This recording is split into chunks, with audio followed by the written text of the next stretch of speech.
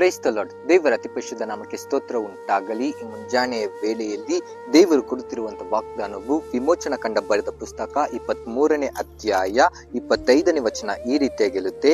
ನಿಮ್ಮೊಳಗೆ ಯಾವ ವ್ಯಾಧಿಯು ಉಂಟಾಗದಂತೆ ಮಾಡುವೆನು ಎಂಬುದಾಗಿ ಬರೆಯಲ್ಪಟ್ಟಿದೆ. ನನ್ನ ಪ್ರೀತಿಯ ದೇವರ ಜನರೇ, ಈ ದಿನದಲ್ಲಿ ನಾನು ವ್ಯಾಧಿಯಿಂದ ರೋಗದಿಂದ ನಾನು ನರಳ್ತಾ ಇದ್ದೀನಿ, ನನಗೆ ತುಂಬಾ ಹುಷಾರಿಲ್ಲ, ಅವಾಗವಾಗ ನಾನು ಅನಾರೋಗ್ಯದಲ್ಲಿ ನಾನು ಬಳಲ್ತಾ ಇದ್ದೀನಿ ಎಂಬುದಾಗಿ ನೀವು ಹೇಳಬಹುದು. ಆದರೆ ದೇವರು ಈ ದಿನದಲ್ಲಿ ನಿಮ್ಮನ್ನು ನೋಡಿ ವಾಕ್ಯದ ಮೂಲಕ ಈ ರೀತಿಯಾಗಿ ಮಾತನಾಡುತ್ತಿದ್ದಾರೆ. ನನ್ನ ಮಗನೇ, ನನ್ನ ಮಗಳೇ, ನಾನು ನಿನ್ನನ್ನು ಗುಣಪಡಿಸ್ತೇನೆ, ಇನ್ನು ಮುಂದೆ ಯಾವ ವ್ಯಾಧಿ ಉಂಟಾಗದಂತೆ ನಾನು ನಿನ್ನನ್ನು ಕಾಯುವೆನು ಎಂಬುದಾಗಿ ದೇವರ ಮೇಲೆ ನಂಬಿಕೆಯಿಂದ ಭರವಸೆಯಿಂದ ಇರಿ.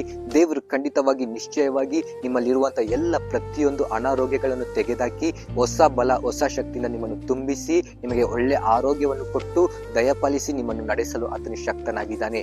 ದೇವರು ಈ ವಾಕ್ಯದ ಪ್ರಕಾರ ನಿಮ್ಮನ್ನು ಆಶೀರ್ವಾದ ಮಾಡುತ್ತಾ ನಿಮಗೆ ಯಾವ ವ್ಯಾಧಿ ಉಂಟಾಗದಂತೆ ಕಾಪಾಡಲಿ.